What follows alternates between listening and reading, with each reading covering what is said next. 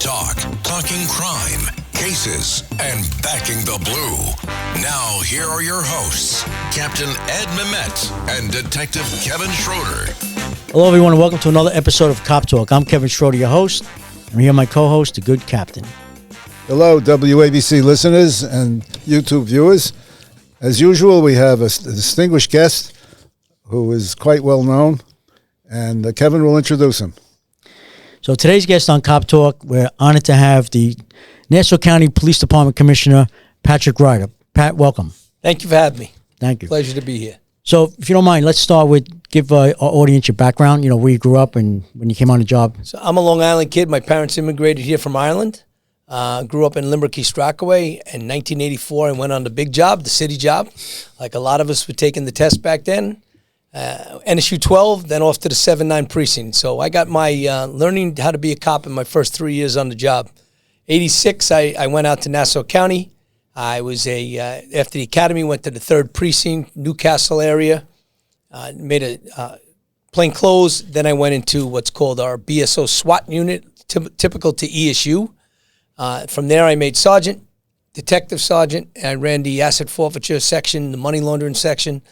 And then after 9/11, at Ground Zero, I met Chauncey Parker, the New York, New Jersey HIDA director. Now, I believe, was the assistant commissioner at NYPD and the head of public safety here for the city of New York. And Chauncey is now back at HIDA. And he said to me, he goes, this was a colossal failure of intelligence sharing. We got to build intel centers. And I was one of the first RIC centers for HIDA in Nassau County. And from there, we really took off. We invested in intelligence. We invested in, fighting crime from an intelligence perspective. We reduced crime in our county continuously since that time, since 9/11. We've been very fortunate not to have any kind of terrorist attacks in Nassau County, but we do know that New York City is the big target, and we also know that if they build it, they will build it by us and bring it here. So we have worked very closely with the NYPD, worked very closely with Tom Galati, was a great friend to us out in Nassau County. Right now, they have 5 detectives and a supervisor that work in our intel center every day. They work their sources and do their job, and they share intel with us, along with Suffolk County, the railroad. So we have a big investment in intelligence sharing. Built a new academy 6 years ago, and we just finished our new training village. Just opened up last week, and it's a real downtown Nassau County area, but it's also a downtown America area. It is a bank, a train, a gas station. It's got a convenience store. It's got a house of worship. It's got a police station. It's got an apartment building. It's got 3 different residential homes and a school. So it's in a 2.5 acre area. It surrounds our evac track. So you got to come through the evac track to get in there, builds you up, get your momentum going, and then we put you into the training mode. So it's a real good investment. So I'm 42 years complete this January, and I start number 43. So just warming up. Pat, what year did you come into what did you do before you came into the police department? My father was a painter, but my father gave me every job that he can give me at age 14.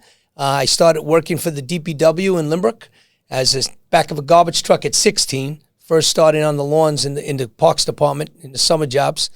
And then after, if it was finishing, go home. So it was when I got finished in the summer, he handed me the piece of paper and told me where to ride my bicycle and start setting the ladders up for the paint job when he got off work. So I worked 2 jobs since I was 14 years old, and I blessed to have every moment I've ever gotten in life. And what year did you went to the New York City Police Department? 84, New York City, 86, Nassau County. So you didn't last very long. Not 2.5 years to be exact. So did you plan it that way? You wanted to become a Nassau cop, or you just took the test and they called you? I grew up in Limerick, and I always wanted to be a Limerick cop. I saw these guys as I was in the back of the garbage truck, and I said, I want to be one of them. And they're separate, right? From they are. Limerick? There are 18 villages in the county of Nassau. So we're not to be disrespectful to the other villages, but we're big brother on the block, because we have the most members and all the extra tools that they need. But we have great partners out in Nassau County, great chiefs running great departments. That's why we work so well together. So when I looked at I wanted to be a Limerick cop, and the test came up for New York City, I took it. And they were hiring, I think my class was 2,200 at that time in 1984. And we all got called. We all got put in through the academy. Some people during the academy actually got walked out in handcuffs because by the time their background check came in, they found out they were wanted for crimes and stuff. So it was a different time back then. It really was. You know, you said you went to the 7-9 precinct when you left the academy? I went to the 7-1 as NSU 12. That's where I met Ray Kelly when he was the captain, the XO there. And then from there, I went to the 7-9 when I left NSU. Well, the reason I ask is because when I left the academy, I went to the 7-9. And I was there for 3 years, and it was a wild, wild place. It was really 1 square mile. And the year I left, there was 65 homicides. Oh, yeah. I haven't seen 65 homicides in Nassau County in the last 10 years. So it show you the difference. Yeah, it's good. Well, I got my baptism of fire in the 7-9. It's a place to learn, for sure. Well, back then it was. Now it's yuppie land. It's changed a lot since your And time. I wish I bought some of them brownstones. Exactly, right? Unbelievable. Just didn't have the guts to spend the $50,000 that are worth now well over $1 million. So you did 2.5 years in the New York City Police Department. That's correct. And did you get promoted in that time, did you say? No, I was up for the plainclothes unit to go into it then, but we were hiring such massive amount of people. I had a guy named John Kopek and Greco. They were two of the best cops I ever seen. They were in plain clothes at the time. And they went on to be into the squad and to the RIP unit and stuff. And so I was up next, but I got called for Nassau, and I cried like a baby when I left. And then when I got my first check in Nassau County, I never cried again. Exactly. So you worked your way up. You worked right through the promotion system? So I was plainclothes SWAT guy, made sergeant. And then on 9/11 was asked to build the Intel Center. So I built the Intel Center. We have a very successful forfeiture, very good Intel Center. And then in my 32nd year, 2 days before January 4th, I got a phone call that says, hey, we're going to make you deputy commissioner. So I went from detective sergeant to deputy commissioner. And I'm like, I'm retiring. And they go, yeah, the boss wants to know if you want to hang around another year. He's got 1 more year of his term. I said, wow, yeah, I'm in, right? So I rolled the dice. I won, and I went up there. And then, unfortunately, the commissioner at the time had some health issues. He decided to leave, and they said, listen, we got 8 months left. We'll make you the acting commissioner. So in a 6-month period, my life changed drastically. Oh, yeah. And then he left at the time, that Republican, Ed Mangano, and then came in Laura Curran, said, I'll give you 4 months, and then I'm going to do my changes. 30 days later, she called me up. She says, do you want to be the commissioner? I said, absolutely. She goes, all right, we're going to keep you. We're going to announce it on Monday. And I got through the background clearance, and I got full confirmation from full-ledge voted for me. I did 4 years with County Executive Curran, and then Bruce Blakeman came in. And again, change could be made, right? And he set me down, and he's a tough guy. And he laid what his vision was. And I said, okay, I'm in. And he says, all right. So I've been with him now for the last 3.5 years. You know, you mentioned 2 names that we've had them on our show. We had Laura Curran and we had Bruce Blakeman. They were early interviews, so we're very familiar with them. Two separate parties, 2 separate people, 2 separate genders, but you know, they were, one thing they both were good was supporting the PD. Yeah. They were very good. Well, what we did with Bruce Blakeman, at that time he was pushing for the police reserve program that you have. He was very much in favor of it. And I told him that we had one in the New York Police Department, retirees. It was called RMP, Retirees Mobilization Program. And I still think they have that. Don't they have it? Well, I believe they do. It's dormant. No one's called me in the last 20 years. Right, then, they need That's a you. good. That's a good thing. Exactly. If they're not They calling. need us. So right? can you talk about that? I can tell you what the county executive's vision was with that. Look, this county executive, Bruce Blakeman, is all about preparation, all about that perception that you want to feel safe when you walk the streets of Nassau County. And his idea was that when it hits the fan, and it does, it's going to go bad, and all the resources are being pulled. Where can I go to get more able bodies that already cleared, already have a background, already had their firearms, so it wasn't about getting a firearm, and he started this program.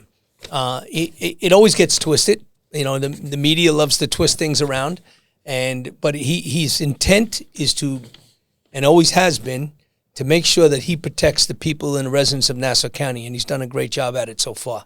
Yeah, yeah. Has it been working out?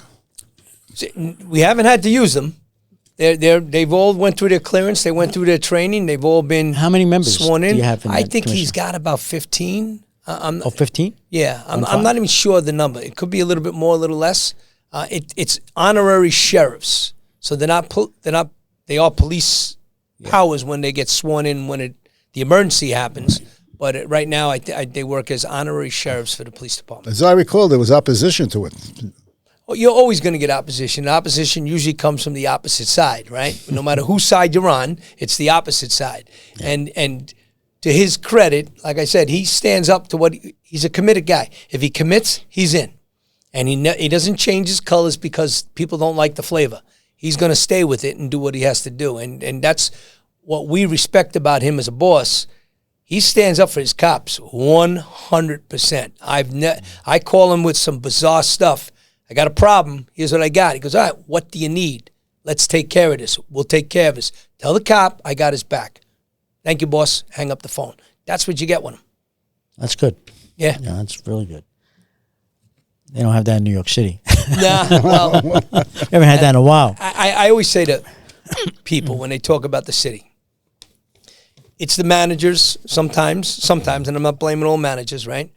But it's also the fact that they're the greatest police department in the world. They have the ability to do anything in the world. And they've got such a core and a foundation. No matter how bad they mess it up top, the NYPD is still going to be one of the best police departments in the world. And they're always going to do the right thing with another agency. That's the respect we have for the NYPD. I mean, there's many, ex-NYPD guys on Nassau County now, right? What would you say, half the job maybe? I'm probably 50%. Yeah, besides yourself, yeah. Besides myself, yeah.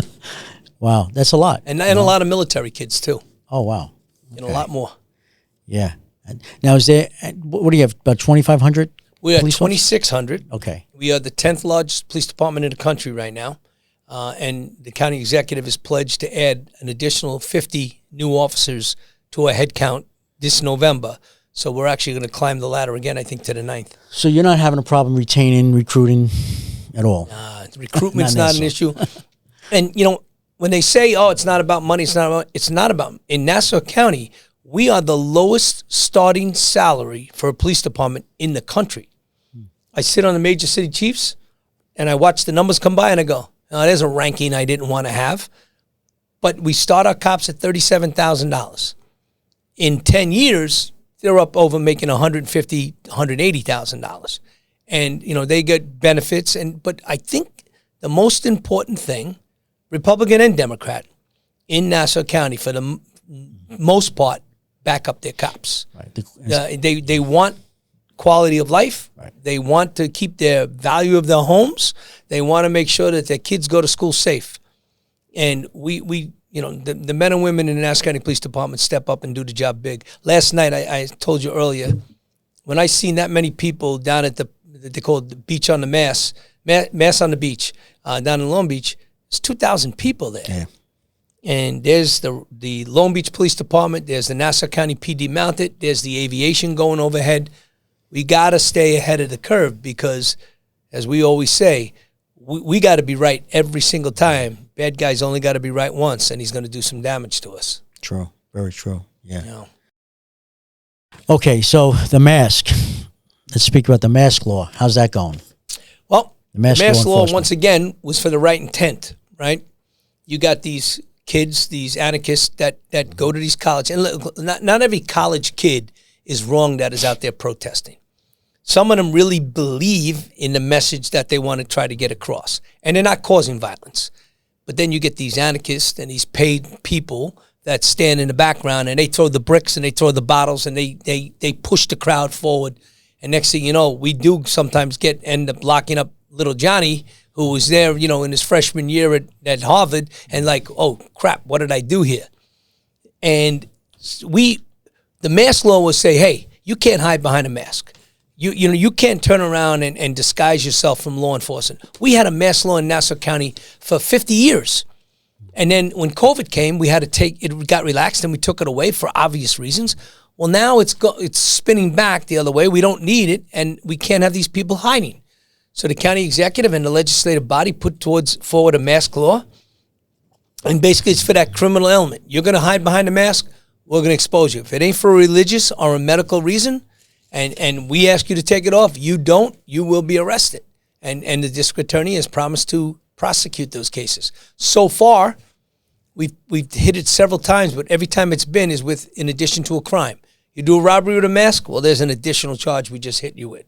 You do a larceny with a mask, additional charge. You show up at a protest and cause some criminal mischief, and you're wearing a mask, there's an additional charge. So it's worked out so far well. Opposition, sure, there's always opposition. Yeah. Now, how's Nassau County Police working with ICE? So we were the first to partner up with them with the 287G program, where we will house those that ICE has arrested in our county jail. We have 50 beds. It's about a 24 to 48 hour layover until they come and take them and start the deportation process. That's ICE, our storage for them. As far as the criminal side of it, we've cross-designated 15 detectives right now. It's 12 detectives, 3 sergeants that we've cross-designated. And here's the reason behind it. When I explained to the county executive, I said, we're locking up people from the South American theft group. These guys are coming from the south of the border. They know what they're doing. They go right to Nassau County. They go to break into a high-end, multi-million-dollar home. They'll walk away with millions of dollars of assets, and they'll go to their drop-off place, and it turns out it was up by College Point. They'd load up their house there, and then they go back and do it again. And they were told, if you get caught, say nothing, because they're going to let you out. It's a non-violent felony crime, so it doesn't matter on the value of what you steal, but it's what the act was, and that crime was because it's a non-violent felony, bail reform, no bail. So we let this non-resident who is here in the country, whether on a visa, legally or illegally, we let them out of jail. So if they walked out and they were here as an illegal alien, and we bag them, we lock them up, they go over to the court. The court is mandated to release them. Under Andrew Cuomo, he put out this restrictive law that we are not allowed to touch them for 24 hours after they get released from court. So we stand out in front of the court. We watch the same guy walk out and walk by us, giving us the finger, and off they go. And next thing you know, this guy's back. He's in the wind, and he's back into South America. They tell him, once you've been tagged, come home, right? And then we've had him on international wires where they've said it, stay out of Nassau County, because we were locking them up. But then all of a sudden, when the bail change, go to Nassau County. They got bail reform. You're going to walk out the door. Wow.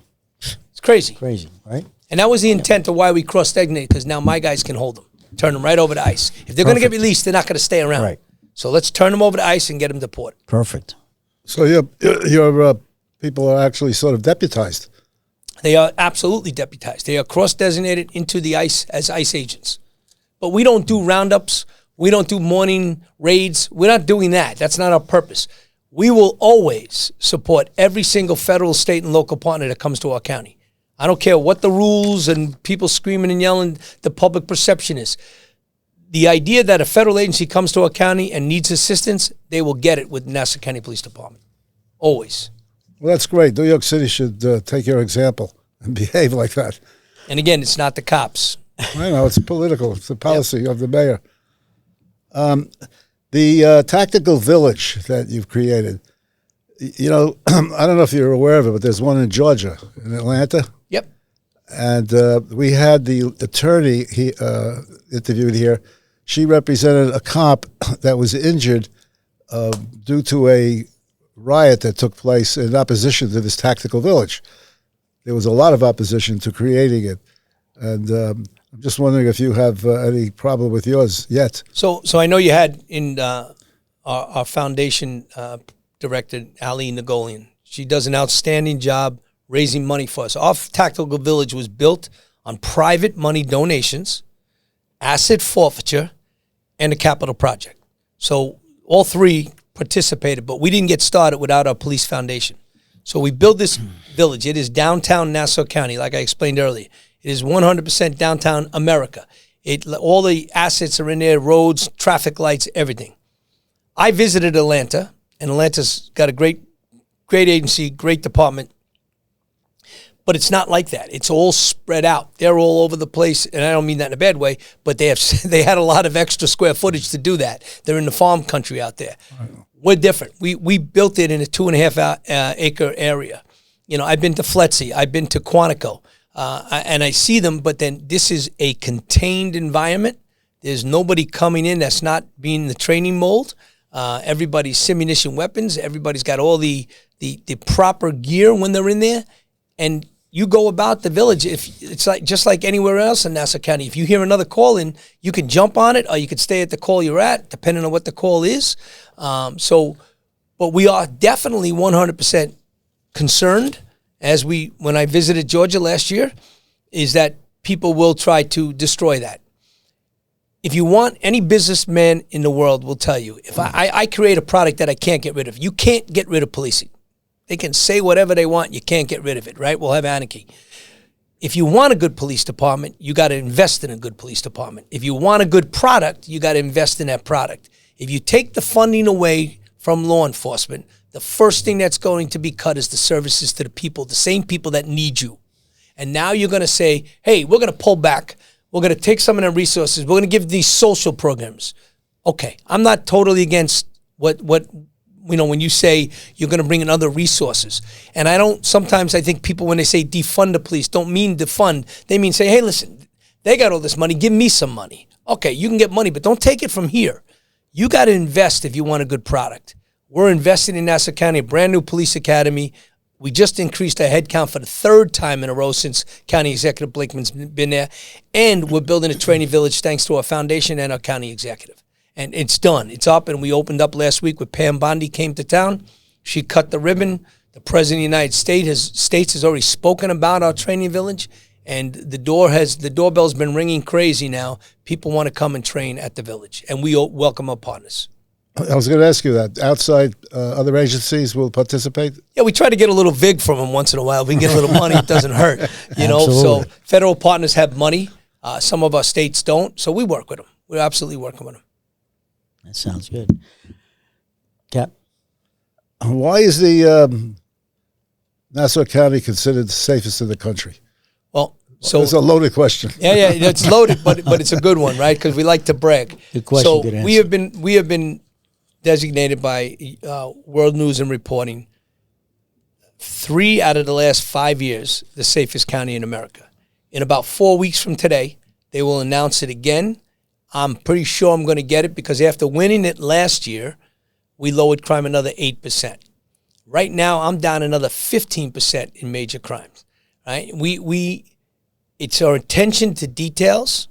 It's that perception, and it's a no crap attitude. You know, we're not going to tolerate the kid coming over on these mopeds and stuff doing robberies.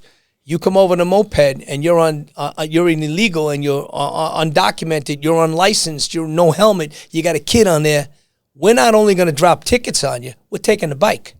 I got 80 and 90 of these mopeds now that we're destroying once we figure out the battery problem, but we're getting rid of them all because we just have a zero tolerance for that. You know, you come into our communities, you cause problems, zero tolerance. During the George Floyd, we had over 360 protests. Sometimes 6,000 people came to Nassau County. Here's what we didn't have. We had not one act of violence and not one piece of criminal mischief in all of those protests. And the reason why, I told my cops, and I walked with every one of my cops, I said, engage with the people, talk to them, and let's talk about de-escalation, bringing them down, have a conversation. They have a right to voice their opinion, but you know what? You don't have a right to cause damage, and you don't have a right to cause violence. And if you did, we take it. You sit down the street, we locked you up. Simple as that. Well, how does Suffolk County compare? Your neighbor. So Suffolk, and I've had 7 police commissioners out there since I've been here in Nassau County. And, Rodney Harrison, great man. I worked with Rodney, superb. Kevin Catalina's out there now, great man. Rob Waring came through the ranks in there, was also chief of department, and then was acting for a while, great man. Different politics at the time and different mentality or mindset of that politician makes the difference, right? And again, like I said, Laura Corrin was very good to me. Bruce Blakeman has been great to me, great to his cops. In the fact, he drives me like a mule. Yeah, so it's go, go, go. It's 6 o'clock in the morning. He's banging my phone. You got to get this, and then I'll say, hey, boss, you need something? What do you need? Just tell me what you need. We'll get it done. And I get the same respect from the legislators too, because when they call me and they need something, they get it. We're big on service-oriented police department. Anything from, the funeral that's going to happen, to the barking dog call, to the murder, to the robbery, to the rape. Service, service, service. That's the number one reason we do so well. So our crime is really, really low. If I get it in August, I'll come back. We'll bring a bottle of champagne and drop the mic and walk out. Sounds good. Commissioner, so Gilgo Beach, I know it's Suffolk County, right? Mm-hmm. You guys play a part in that at all? Yeah, big part. So in the very beginning of that case, obviously we had we had one body on our side. We also, as you might have heard, Peaches and Baby Doe. Peaches and Baby Doe, Peaches was recovered in Nassau County, way in Nassau County, and Baby Doe was recovered by one of the bodies out there in Suffolk. We were reached out to by, at the time, Patty Patillo and Phil, I should know Phil's last name is my neighbor. Phil, I'll say for now, and it'll come back to me. But we were reached out to and said, hey, can you do us some workups in a thing that they call the box? So when everybody talks about the box in that story, when they talk about it, in the box there was several hundred homes that they wanted to know from the beginning of construction, permits, cars, people, registrations, everything, mailboxes, post box office, anything on every piece of residence to the current day. Mm-hmm. So they asked us to do it. Our Intel Center at the time had 40 people in it, and I dedicated 4 people just to do this. And we stayed off the radar. We are there to assist our partners. Phil Frendo is his name. Sorry, Phil. So we were there to assist our partners, and we did it. In one of those boxes was the picture that you see of the car parked in front of the house, the little truck. We don't know what we're looking for, and I don't think Suffolk actually knew at that time what they were looking for. But we provided boxes and boxes of files that we gave to them. And then when they went back and they redid it, that's when they recognized the photo, the car. Now they had additional information and they started to put together. So that was our workup. We did all the workups for them because Rex lived in Massapequa. He lived inside the box, and we did his file and every other file that was done in that area. So when it came to it at the end of the day, and they did a great job figuring it out, along with the state police, District Attorney Ray Tierney, and of course Rodney Harrison. At the press conference, they called me. They go, "Oh, now we're going to bring up Nassau," and I just from the crowd, they said, "No, I'm good. You guys did it. You did it, man." And it was just a proud moment to be part of something that they did such a great job putting it together. And a lot of credit's got to go to Suffolk County for what they did out there, and the state police. Yeah, no, it was great. Good case. Good job. And I remember when Ronnie went out there, I was talking to him one night, and I said, "You got to just have some retired detectives from NYPD come out there and help you out." He goes, "Yeah, I'd love to do that." No offense to any detectives out there, just a joke, joking around, because he was NYPD. He was chief of detectives in New York, and a really good guy. My wife and I had dinner with him and his wife, and just good people, and 3 daughters that exceptional athletes, and 2 are on the job. Right, exactly. Yes, yeah, good man. So getting back to homicide. So say a town like Long Beach or Freeport, right? They have their own police department, or Garden City. If there's a homicide, of course, I'm sure they have detectives to handle the homicide. But will you guys jump in at any point? No, we actually take it. Oh, you take the homicide. So any major crime is handled by Nassau County. And some of the villages are getting better at not that they're getting better. They were always good, but they didn't have the capabilities. They don't have a crime scene, right? Mm-hmm. It's just not cost effective to have that in the city of Long Beach, right? So they use Nassau County. They didn't have a robbery squad, a homicide squad. Right. It's just not cost effective. Matter of fact, Long Beach has great detectives up in their squad. They'll handle certain crimes, but when it gets to the bigger crimes, they call in homicide. We work together. So we partner up with the Long Beach detective, and they work side by side. So say Long Beach, the detectives there, they would catch the case, you guys would assist them, or it's your case? The minute homicide happens, we'll get called from a crime scene perspective. Their cops will respond. Their detectives will respond. They'll make the notification. We come right out, and we start it right together, working together with them. Okay, right. There's a kid missing, too, in Long Beach right now, right? So he went in the water. We have put a lot of resources out there looking for them. It's horrible for the family what they're going through, but I think we all understand in policing, sometimes that body will pop and sometimes it won't pop for a year. Yeah. It could be stuck tragic. under a jetty, or it could be washed all the way into Maine somewhere.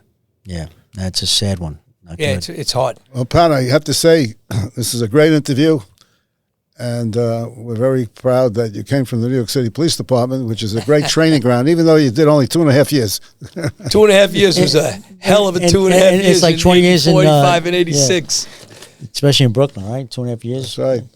That was a We hope you'll come back when you get your next Safest County Award. Listen, I'll be back, and I want to thank you for giving the opportunity to talk about it, because I love talking about our cops, and I say that with a lot of pride. It's our cops, and we got to stand up for the men and women in law enforcement. And I know here in WABC Radio they do that every day in and day out, and I'm thankful for it, and that's why I listen. Oh yeah. They have a law enforcement day here every year. I'm sure you've been there I've been before. to it, Right, yes. right. Yep, I've been on the round table on this stage. That's right. At the conclusion of this program, we're going to meet with the owner of the station, which will be in about 10 minutes. Excellent. And who's that, Cap? That's John Katzimatidis. Of course. And his You have wife, to say his Margot. name. Absolutely. Commissioner, I know you're very busy, and I thank you for giving us some time today. My pleasure. I'm sure we could sit here and continue talking across the street as well, but we can just go on and on and on, and it's all great stuff, At this time, I'd like to thank Commissioner from Nassau County Police Department, Patrick Ryder, for being here today with us. And if you like what you hear, you can subscribe to Cop Talk. You could also follow us on X at Cop Talk WABC. That's at Cop Talk WABC. Until next time, Cap, you want to say nothing before I wrap it up? I'm going to remind YouTube viewers that this session has been recorded on YouTube, so you can see the commissioner in his suit without a tie. No tie for me. So We're working men. I love it. It's great. By the way, maybe they may be looking for a new New York City police commissioner. Would you be interested in that? Let me tell you, someone said that to me once, and I said I would always be honored to serve in that department. It'd be Nassau's loss, but it'd be NYPD's gain for sure. You had a great one in Keyshawn Sewell. Yes, great one. yes, absolutely. She One was of the best. She was awesome, well liked, and did a great job. And then, as you say, politics. Yep. We all get it. But until next time, God bless you, God bless America, God bless law enforcement throughout the world, and also God bless our U.S. military. Be safe. Thank you.